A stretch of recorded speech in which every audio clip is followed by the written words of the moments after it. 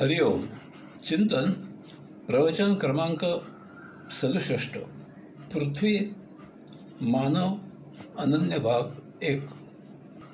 ओम अशा महादिव्य परमध्वनीचा विस्फोट आत्मपरब्रह्मामधून ब्रह्मांडामध्ये झाला आणि त्यामधून ब्रह्मांडामध्ये अगणित तारे उत्क्रांत झाले.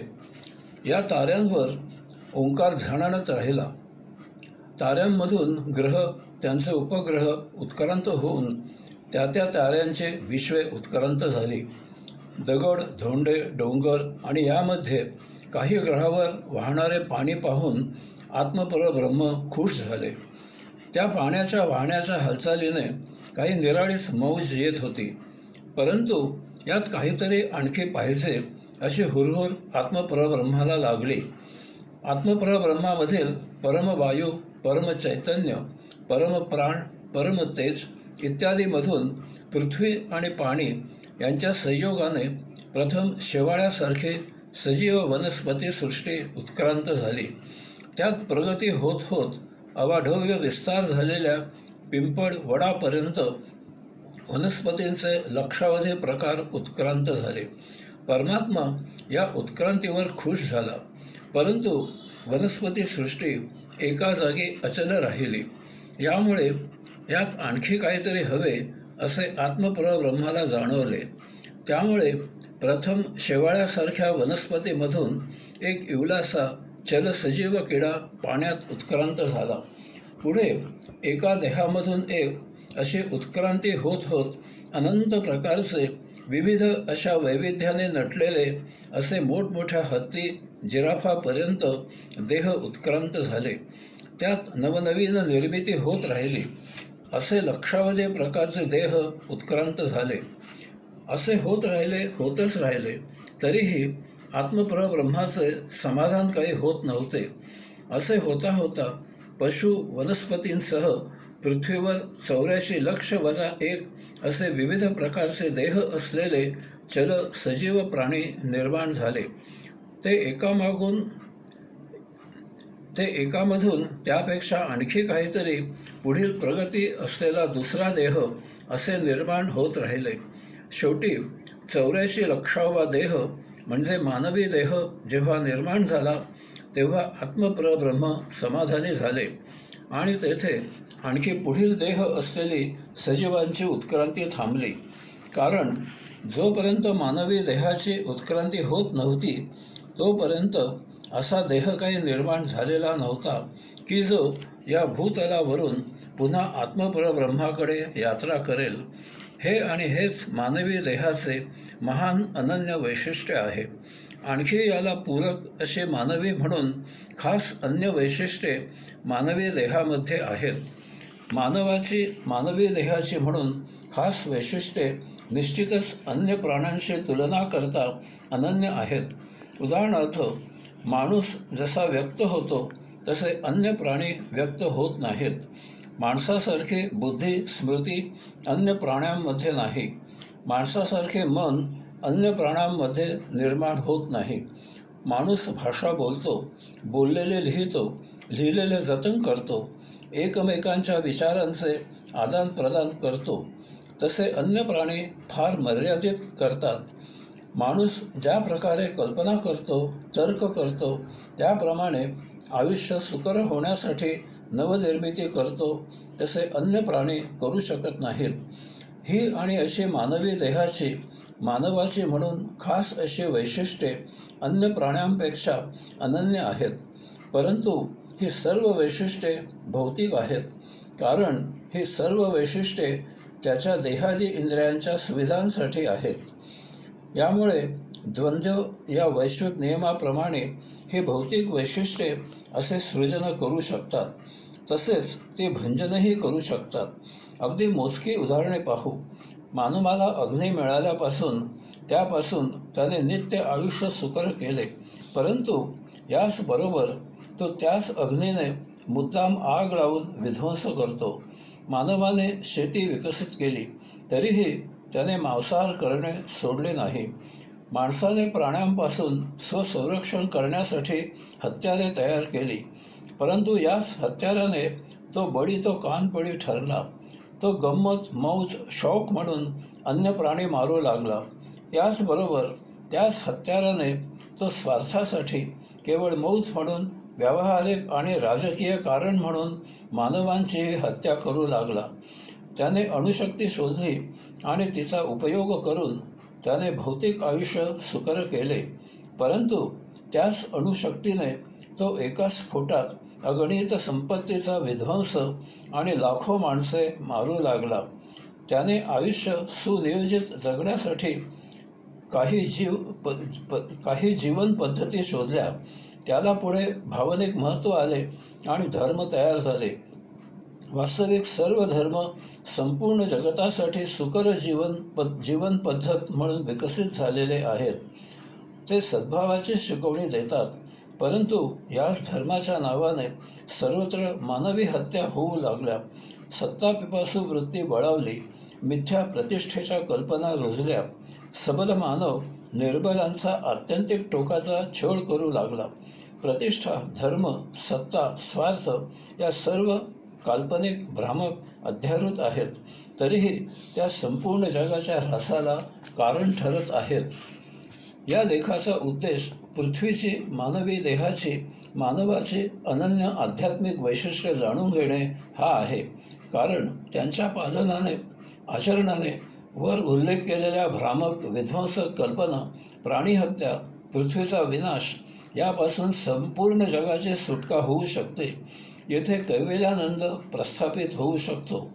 मानवाचे, मानवी देहाचे, मानवी बुद्धीचे, मानवी आकलनशक्तीचे, मानवी स्मृतीचे, मानवी वैचारिकतेचे सर्वात महत्त्वाचे, सर्वात महान, सर्वात श्रेष्ठ, सर्वात उच्च, सर्वात अनन्य असे जर काही असेल तर ते म्हणजे मानव, मानवी देहादी इंद्रियांचा, कल्पनाशक्तीचा, तर्कशास्त्राचा, विचारांचा, कौशल्याचा, भावनांचा, त्याचे जीवांमधील अनन्यपण ओळखून याचा योग्य उपयोग करून त्याप्रमाणे प्रत्यक्ष आचरण करून अन्य जीवांचा असमंजसपणा जाणून या पृथ्वीचे अनन्य महत्त्व ओळखून आत्मपरब्रह्माने त्याच्यावर दाखवलेला विश्वास सार्थ करत त्याची जबाबदारी पार पाडतो.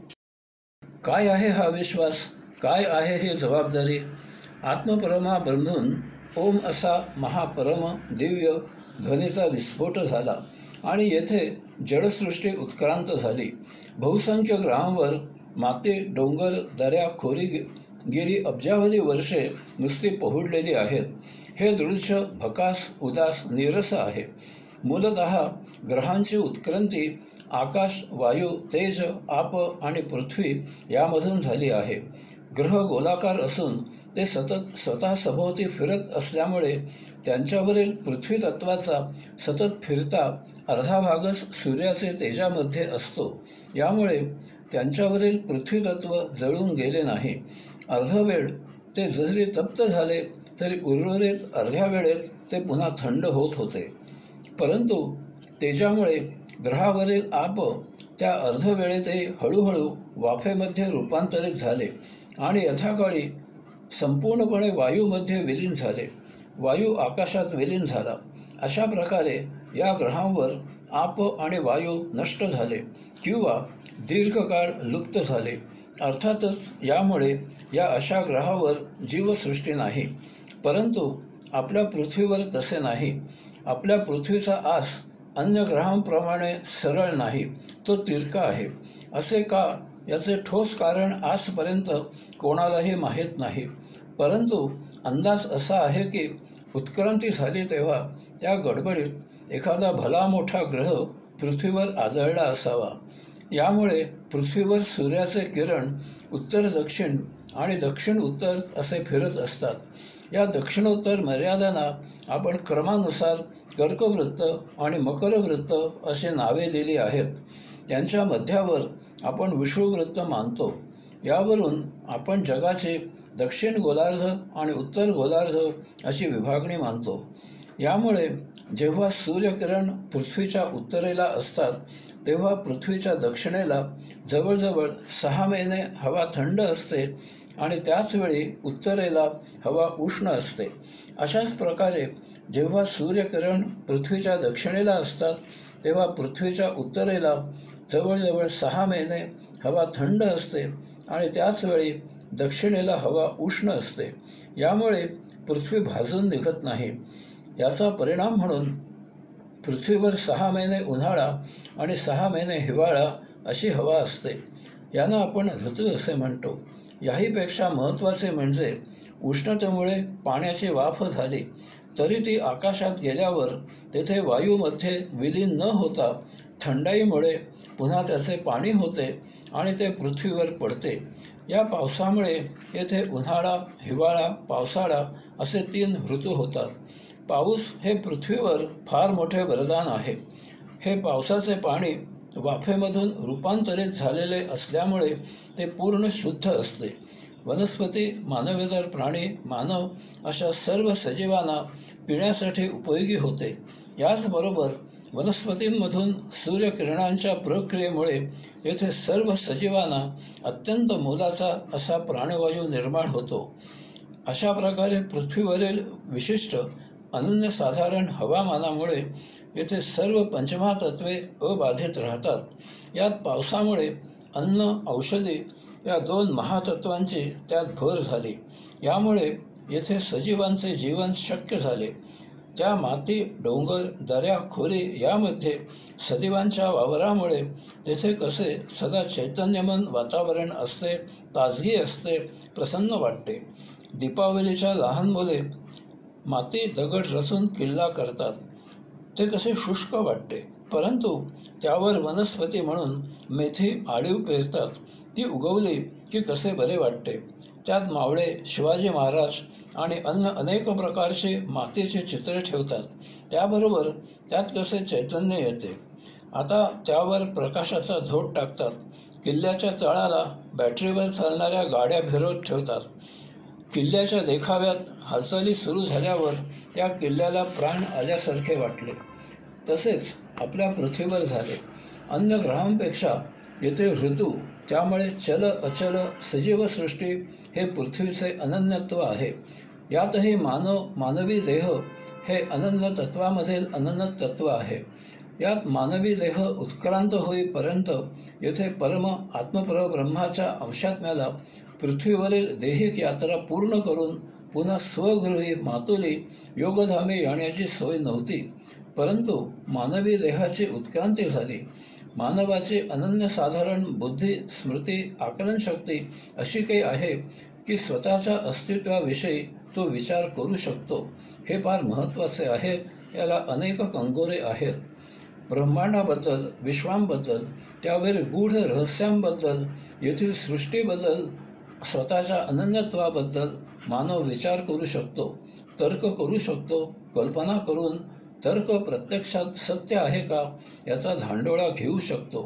या योगे त्याने हजारो वर्षे संशोधन केले, अथक परिश्रम घेतले, याचाच ध्यास घेतला. कित्येक ऋषींनी त्यांचे संपूर्ण जीवन यासाठी वेचले. यामधून मानवाला सर्वप्रथम जाण आली की ती सर्वोच्च, परमोच्च, सर्वश्रेष्ठ आत्मशक्ती पृथ्वीच्या बाह्यभागी नसून ती गुप्त गुह्य अंतस आहे.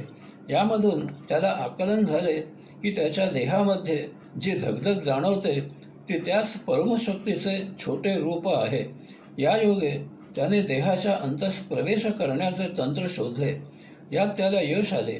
यामधूनच त्याला ध्यान समाधी साध्य झाली आणि त्याला अंतिमतः साक्षात्काराचे, आत्मानुभूतीचे, स्वस्वरूपाचे आकलन झाले की तो आत्मपरब्रह्माचा अंश आहे. येथील तमाम सजीव या परमोच्चचे वंश आहेत. हेच ते सर्वप्रथम पृथ्वीचे अनन्यत्व आहे की त्यावर ऋतू झाले. या योगे जीवसृष्टी शक्य झाली आणि त्यांची उत्क्रांती होत होत मानवी देह उत्क्रांत झाला. याचप्रमाणे दुसरे अनन्यत्व म्हणजे मानवाचे त्याच्या देहाचे अनन्यत्व असे आहे की त्याला ध्यान समाधी योगे या ब्रह्मांड नायकाचा शोध लागला. त्याच्या परमोच्च आत्मशक्तीचा शोध लागला.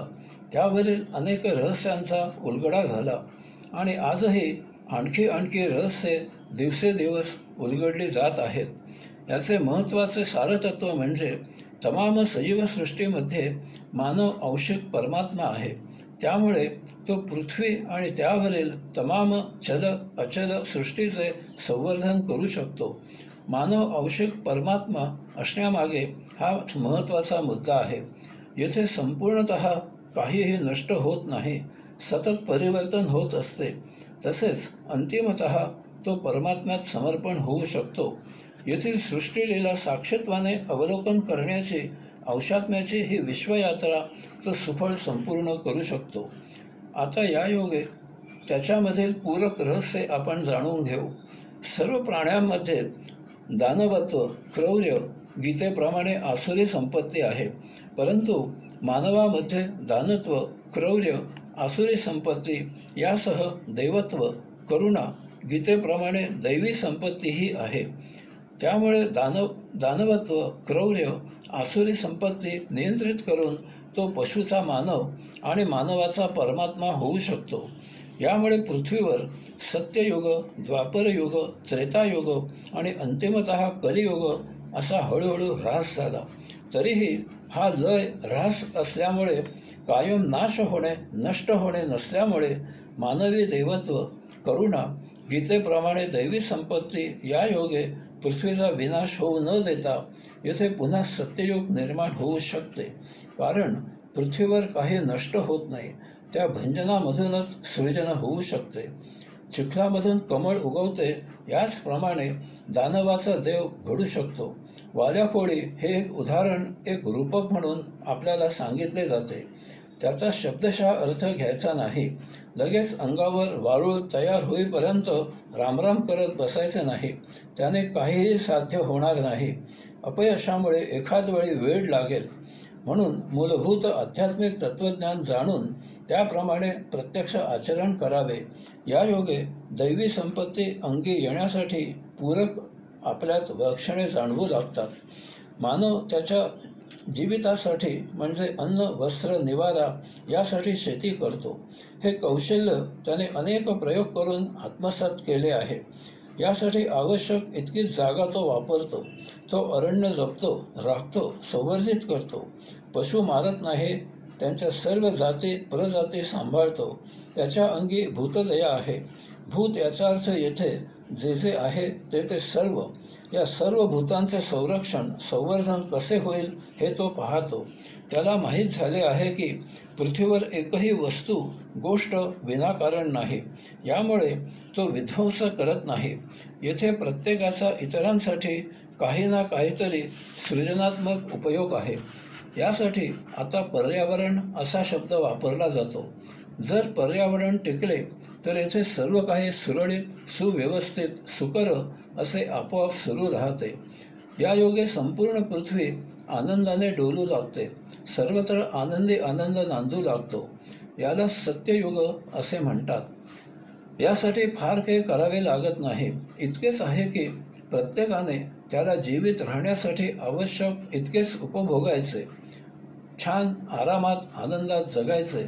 परंतु यासाठी एकच नियम पाळायचा की मला जसे मिळाले आहे तसे अन्य जीवांना मिळाले पाहिजे. आपल्या ज्ञानाचा, अनुभवाचा, संधीचा, कौशल्याचा परिपूर्ण उपयोग करून कर्मयोग करायचा. आपले भागले की उर्वरित अन्य लायक गरजूंना त्यांच्या पायावर उभे राहण्यासाठी द्यायचे. अर्थातच यासाठी जो कष्ट करेल त्यालाच मदत करायची. येथे आयशी, कामचुकार, आयतोबा, भिकारी निर्माण करायचे नाहीत. अशांना त्यांच्या प्रारब्धावर सोडायचे. यासाठी मानवाकडे सदाचार आहे. सदाचार म्हणजे सत आचार. या विश्वात सत्य एकच आहे आणि ते म्हणजे आत्माचरण. मानव आत्मप्रेरणेने जीवन जगतो. संचिताप्रमाणे जगायची प्रेरणा अंशात्म्याकडून मिळते. यायोगे तो मनासह देहादी इंद्रिये नियंत्रणात ठेवतो. संचित संपून मुक्त होतो. आत्मयात्रा करत प्रभुकार्य करतो.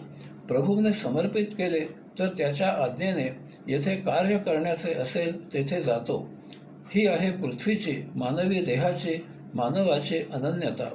आता मोठा प्रश्न पडतो की जगामध्ये मानवाचे हे अनन्यत्व जाणणारे अत्यल्प म्हणजे 1-2% नाहीत. हे न जाणणारे, याची टिंगल करणारे, त्याला विरोध करणारे यांची संख्या 98 ते 99% आहे.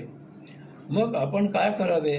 याचा सामना कसा करावा, यात आपण कसे टिकावे, याचे उदाहरण ज्ञानेश्वर माऊली, जगद्गुरू तुकाराम बुवा, समर्थ रामदास स्वामी, अनेक संत यांनी त्यांच्या आचरणाने घालून दिले आहे.